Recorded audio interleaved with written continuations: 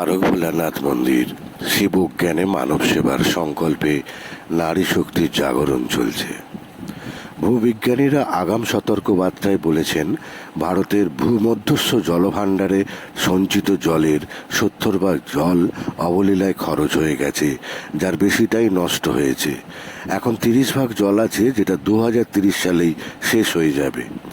কলকাতার একটি পরিবারের জন্য ব্যবহার করা হয় 450 লিটার জল, যার পানীয় প্রয়োজন মাত্র 150 লিটারের বেশি নয়। প্রতিনিয়ত একটা পরিবারের 300 লিটার জল নষ্ট করে চলেছে। তাহলে আগামী প্রজন্ম কিভাবে জল পাবে? আগামী দিনে এক ফোঁটা তৃষ্ণার জলের জন্য শিশু থেকে বৃদ্ধের বুক চাপড়িয়ে কান্নারোল আকাশে বাতাসে ভেসে আসবে। সহ্য হবে কি? তাই বলছিলাম, সতর্ক হন, সজাগ থাকুন, কিছু করুন। এই বিশ্বাস তু মহাকাল কা দাস, মহাকাল তেরা সাথ, হর হর মহাকাল।